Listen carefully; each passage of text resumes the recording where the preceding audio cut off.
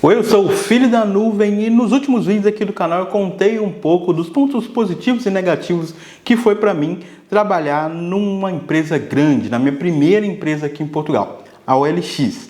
Nesse vídeo aqui eu vou meio que continuar essa história, mas focando principalmente na tecnologia. O que eu aprendi, com o que eu trabalhei, qual foi a stack, quais foram as novas tecnologias que eu usei durante a minha vivência, meu trabalho de 2 anos e meio nessa empresa.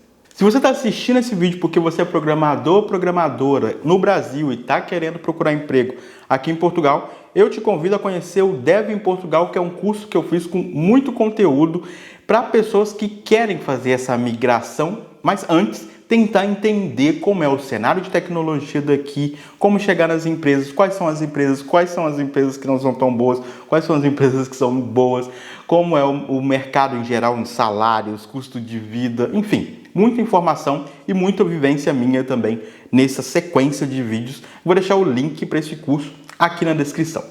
Primeiro, como é óbvio, como a gente diz aqui em Portugal, eu não posso dar muitos detalhes técnicos do que eu trabalhei lá, a não ser que essas informações já sejam públicas. Então, tudo que eu vou dizer aqui, na verdade, já é público de alguma forma, ou pela descrição das vagas, ou pelo blog técnico que o Grupo OLX tem, e assim por diante. Tem palestras também na internet, então eu vou deixar até esses links de referências aqui na descrição e trazer um pouco da minha opinião sobre isso, o que eu aprendi dos meus 2 anos e meio lá. Na primeira parte dessa história que eu estou contando, eu comentei que o meu trabalho era manter, suportar e lançar novas funcionalidades em 3 plataformas de anúncios de carro. O Stand Virtual aqui de Portugal, o Autovitro na Romênia e o Automoto.pl na Polônia. No fim das contas, o business era o mesmo, né? Tinha algumas diferenças, mas eram plataformas, querendo ou não, entendidas como plataformas separadas. Até porque o mercado nos países é bem diferente. O mercado na Polônia é muito forte, né? O Automoto é muito forte lá, então é esperado que o número de usuários visitantes no site seja, por exemplo, diferente nesses países, então a gente acabava entendendo como realmente plataformas diferentes. Mas o ponto que eu quero trazer aqui é que, por mais que eu tenha trabalhado no Grupo OLX e eu tinha acesso ao código-fonte do aplicativo OLX, eu nunca fiz nenhum commit, eu nunca interagi com o próprio site da OLX. Ele até seguia o mesmo padrão das plataformas daqui, mas se a OLX por acaso não funcionou algum dia com você, com certeza não foi um bug meu. Agora, se o stand virtual não funcionou com você em algum momento, sim, pode ser que tenha sido um bug meu, sim. Desde chegar na empresa em janeiro de 2018 e sair dela, acho que em agosto de 2020, as coisas mudaram absurdamente. Quando eu cheguei na empresa, o meu papel era muito focado, eu era um back-end engineer, eu era focado em back-end, tinha umas pessoas de front-end, tinha umas pessoas de mobile, as definições eram bem separadas, a gente usava Agile, teve um período que a gente usou bastante Scrum by the Book, com todas as cerimônias e coisas do tipo. No back-end, voltando um pouco, a stack principal era PHP, a gente trabalhava muito, ou 100% ou 90 e tantos por cento do back-end era em PHP. O framework utilizado era um framework feito no próprio grupo, mas utilizava componentes do Symfony na época. Então, se você é familiarizado com PHP, você vai entender mais ou menos o que isso quer dizer. No front-end, se eu não me engano, tinha muito jQuery. E se você sabe o que é jQuery, você é cringe. E tinha também SAS para tipo um processador de CSS, alguma coisa assim. O Stand Virtual, que é o site de anúncios de carros o maior, o mais usado aqui de Portugal, ele tem mais de 10 anos de existência. Ele completou 10 anos enquanto eu estava na empresa. Trabalhar para uma plataforma tão sólida, né, que já é o líder de mercado, tem pontos muito positivos para a carreira e também tem pontos desafiadores, digamos assim, tem pontos negativos.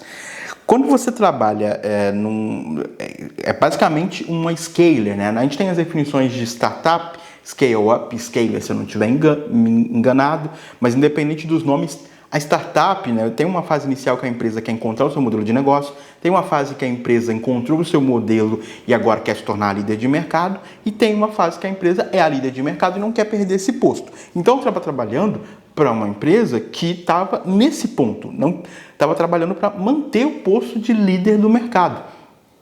Com uma plataforma com 10 anos de vivência, vamos dizer assim, você tem, falando de tecnologia, muito código antigo. Por mais que a plataforma tenha sido refeita várias vezes, é muito difícil na nossa área de tecnologia, vocês têm que aceitar, que a empresa consiga se manter atualizada na mesma velocidade que as coisas mudam. Então, até porque durante essa fase de startup, scale-up e scaler, você tem um período onde a ideia é lançar, é iterar, não é se preocupar muito com qualidade, etc. E aí você tem um momento onde você dá um passo atrás e você arruma a casa, né? Tem pensadores, pessoas que apontam esse tipo de estratégia. Então, o ponto positivo caramba, eu trabalho numa empresa sólida, tem todos os pontos positivos que eu falei no último vídeo.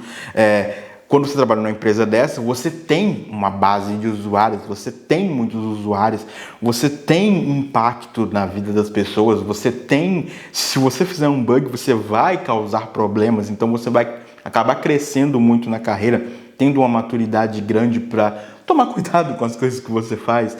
Mas o ponto negativo é que, sim, você vai lidar com um sistema que não é aquele sistema com as tecnologias que nasceram ontem. Vai ter tecnologias mais antigas e o sistema até pode ser reconhecido como um legado. O conceito de código legado, às vezes, ele é um pouco embaçado, ele não é muito claro. Tem pessoas que acham que código legado é um código antigo. Eu, pessoalmente, gosto de definir código legado como um código que as pessoas que trabalham nesse sistema não têm confiança o bastante ou não colocariam a sua mão no fogo em colocar esse sistema em produção frequentemente. Então tem uma falta de segurança das pessoas que trabalham com esse sistema. E nesse meu caso, quando eu entrei na empresa, quase não tinha teste automatizado ao redor nesse sistema. Então, não ter teste automatizado é um exemplo do porquê as pessoas não têm muita segurança de colocar esse sistema em produção. Quando um projeto tem muitos anos de existência, é bem simples a gente imaginar também que a arquitetura desse projeto vai ser uma arquitetura monolítica, ou seja, a gente tinha um monolito que é basicamente um sistemão que resolve todos os problemas dessa plataforma ou a maioria dos problemas. Então, nesse sistemão a gente tinha o back-end, a gente tinha o front-end, a gente tinha o código que fazia login, o código do cadastro, o código de pagamento, o código de busca. Era um sistemão como se fosse um processo grandão rodando num servidor e ele atendia todas essas partes do sistema. Você pode imaginar também que toda essa discussão de monolito hoje em dia, né, é porque um dos pontos é que existe um risco de você quebrar facilmente parte dos sistemas, porque vamos imaginar que eu fiz uma alteração na página de busca, eu coloquei um campo obrigatório na página de busca. E aí, quando as coisas vão para a produção, eu descubro que tem um bug, todo mundo descobre, na verdade, que tem um bug na página de pagamentos. E aí a primeira reação que eu posso ter é, não, mas eu não mexi na página de pagamentos, eu mexi na página de busca. Mas o sistema é o mesmo, está tudo interligado. Talvez eu, no caso, tenha esquecido de que um campo de busca talvez apareça automaticamente, ou seja, necessário também para o pagamento. Talvez eu tenha esquecido de colocar esse campo no pagamento. E como eu estava tão focado na página de busca, talvez eu tenha esquecido da outra página. Então, uma coisa que quebra a outra porque as coisas estão realmente muito acopladas. Claro que no cenário onde não existem tantos testes automatizados, isso é basicamente uma receita para o caos. Eu quero deixar minha bandeira aqui já fincada de que eu não sou a favor dessa demonização dos monolitos que aconteceu nos últimos anos, mas se você não entende muito bem isso, as pessoas decidiram que esses projetões, né, esses monolitos, eram ruins e, por padrão, eu vi um padrão no mercado das pessoas irem para microserviços. A ideia dos microserviços é, ao invés de eu ter um projetão, eu tenho vários projetos menores, pequenos, e cada projeto menor cuida de uma parte específica. Para o usuário, ainda continua sendo um aplicativo, ainda continua sendo uma API, ainda continua sendo um site, mas na verdade o pagamento está sendo feito por um microserviço, o relatório está sendo gerado por outro, o login, a autenticação e o cadastro está em outro. Então você separa um pouco as responsabilidades, o que na teoria parece lindo e maravilhoso. Mas o mais importante dessa coisa de microserviços não é exatamente sobre o código em si e a organização do código. Tem mais a ver com escalar o time de tecnologia e talvez depois também você tenha uma coisa de escalar os próprios microserviços. Mas primeiro é sobre as pessoas. Quando a empresa vai crescendo muito, é muito difícil você ter todas essas pessoas, essas centenas de pessoas trabalhando na mesma base de código, fazendo o mesmo deploy para alterar o mesmo sistema. Pensa comigo, pensa que você tem 150 pessoas no time de tecnologia e eu quero fazer um deploy da minha página lá de busca, mas tem outra pessoa querendo fazer o deploy da página de pagamentos e aí a gente precisa resolver os conflitos do Git, a gente precisa alinhar o deploy, se eu vou lançar primeiro, se vai ser essa pessoa, enfim. Acaba gerando um certo atrito e os riscos desses deployments acabam aumentando muito. Então, separar em sistemas menores, as responsabilidades dos microserviços acabam sendo assumidas por times específicos. Então, o meu time de pagamentos cuida só desses 4 microserviços aqui e o outro time de busca cuida dos outros microserviços. Eu só faço deploy desses. Eu nem preciso me alinhar ou não deveria ter que me alinhar com outro time para fazer esse deployment, porque as minhas mudanças são bem contidas aqui no meu domínio. Então, tem uma coisa muito forte de escalar times. E foi isso que eu vivi lá. O time de tecnologia do OLX cresceu muito, foi crescendo, e já era praticamente insustentável aceitar que todas as pessoas de tecnologia tinham que deployar esse monolito. Então, a ideia foi, inevitavelmente, migrar de um monolito para um microserviço. E essa já é uma das grandes vantagens de trabalhar para uma empresa consolidada, de trabalhar para uma empresa que tem um código mais antigo. Muito provavelmente uma empresa de produto que tem um monolito hoje está tentando sair do monolito. E isso é uma experiência muito, muito rica. Eu vou citar pelo menos 3 coisas que eu aprendi dessa minha vivência trabalhando na OLX, e também sobre essa coisa de trabalhar com sistemas monolíticos. E a primeira dela são os testes, na verdade. Lembra que eu falei que quase não tinha teste quando eu entrei? Então, isso tinha que mudar urgentemente. Então, a gente investiu muito em testes automatizados, em testes end-to-end, porque são os testes que mais dão garantia para os desenvolvedores, para o negócio, de que as coisas estão funcionando como deveriam. É o valor mais rápido de se dar para uma empresa. Eu até comentei isso também no meu vídeo sobre a pirâmide de testes. Aliás, eu tenho uma playlist inteira sobre testes, modéstia à parte, uma das minhas playlists preferidas aqui do canal. Eu vou deixar o link para ela aqui na descrição, se você não viu. E lembrando, né, com testes, aquela sensação de insegurança do time de tecnologia reduz muito. Nossa, eu lembro como foi fantástico ver isso. Num ponto eu não tinha confiança de fazer deployment. No outro ponto, eu estava super tranquilo de fazer deployment, porque os testes tinham passado, a bateria era suficientemente boa para garantir os fluxos mais importantes do sistema. Então, assim, é uma maravilha. Foi um avanço incrível que eu vivi e experienciei dentro de uma empresa. E essa coisa da confiança e também daquela definição de código legado que eu trouxe como um código que é sobre confiança, ela não é só uma definição minha, na verdade. Tem um autor de um livro, o livro é o Working Effectively with Legacy Code. Se você não leu esse livro, eu não li, mas se você quiser ler, eu vou deixar o link aqui da Amazon aqui na descrição. Mas nesse livro o autor define que um código legado é um código sem testes. E para mim faz muito sentido, apesar de eu ter adaptado um pouco isso para minha vivência e acreditar que tem mais a ver com a segurança, e os testes, não ter testes é um exemplo de falta de segurança.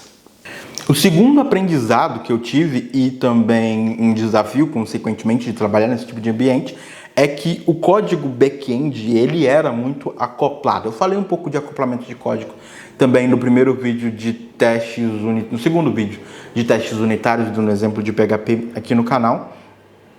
Mas basicamente, quando um código depende de outro, ou depende de vários outros, e esses vários outros dependem de vários outros, eles são tão ligados, né? Eles têm uma dependência tão forte que às vezes é difícil fazer uma refatoração, ou difícil fazer uma alteração, porque isso pode acabar encadeando em problemas para as outras partes dos códigos. Então, estudar como resolver esse tipo de problema, algumas técnicas para melhorar o código antes de migrar de um monolito para um sistema de microserviços, foi algo muito enriquecedor para minha carreira. Na verdade, essa coisa de melhorar um pouco a casa e isolar um pouco o código é um primeiro passo de uma técnica de migração para microserviços chamada estrangulamento de software. Esse nome é super engraçado, mas ele faz todo sentido, porque é basicamente como se você pegasse uma parte do software e fosse apertando ela até que ela saísse do sistema, sendo agora um sistema autônomo ou um microserviço. Eu vou tentar achar algum link de referência e deixar aqui na descrição também. Outra experiência bem grande para mim, e também vendendo peixe, de você trabalhar numa empresa que está nesse processo de migração, tem um sistema antigo, mas está tentando migrar, é que você vai ter ou dois caminhos. Ou você vai aprender novas tecnologias, uma nova linguagem, por exemplo, e no OLX a linguagem padrão definida foi Go, mas eu acabei, além de escrever código e revisar muito código em Go, acabei escrevendo código em Kotlin também, escrevendo uma coisa ali, uma coisa aqui e ali. Então tinha uma diversidade de linguagem de programação. Imagino hoje que tenha uma diversidade maior ainda, ou em Go tenha crescido muito na empresa também. Você tem esse caminho, que é muito bom, né? Você vai acabar lidando com outras stacks. E querendo ou não, a comunidade de PHP, muitas pessoas de PHP têm aquele sentimento de será que eu saio do PHP, será que eu não saio, e etc. Então é uma experiência ótima, você está num emprego sólido de PHP enquanto você está aprendendo outra tecnologia, então ótimo. Ou você tem esse caminho, ou você tem o caminho onde a linguagem não vai mudar, vai continuar sendo PHP, mas agora a gente tem oportunidades de fazer um PHP totalmente diferente do PHP que era antes. Então a gente pode usar as tecnologias mais modernas. Não gosto de Laravel, mas poderia ser Laravel. Poderia usar o Symfony, lá o Flex, etc. Então são dois caminhos ótimos para crescer também alguns pontos da nossa carreira. Em front-end também aconteceu uma revolução na empresa. A empresa saiu também daquelas tecnologias mais antigas, foi migrando para o React. Foi muito legal ver o começo disso acontecendo. Eu até ajudei a refatorar uma página inteira usando componentes React. Então teve um período que eu praticamente programei só em React. Ajudei e atrapalhei também o time, obviamente, já que eu não sou front-end, mas foi muito legal. Eu não vou falar muito sobre front-end aqui. Quem sabe um dia eu não convença alguém, ou se você for essa pessoa que trabalha na empresa e quer vir aqui falar um pouco sobre essa experiência de front-end, só você deixar aqui nos comentários ou entrar em contato comigo que a gente dá um jeito disso acontecer. Mas eu quero saber de você agora, uma pergunta crucial. Você prefere trabalhar numa empresa sólida, uma empresa que tem anos, de um projeto que tem anos de mercado, o líder do mercado, mas que a tecnologia também vai ser uma tecnologia de anos de vivência, uma tecnologia antiga ou códigos legados, uma coisa ou outra? Ou você prefere uma empresa, uma startup, está tentando procurar ainda seu modelo, onde ela se encaixa no mercado, mas que a tecnologia é incrível, vai ter Rust, vai ter, sei lá, Elixir, vai ser só tecnologia assim, top de linha, novidades. O que você prefere? Um ambiente ou outro? Lembrando que a segunda, tem os seus riscos, na primeira é um pouco mais sólida. Quero saber da sua opinião aqui nos comentários e a gente se vê no próximo vídeo aqui do canal. Tchau!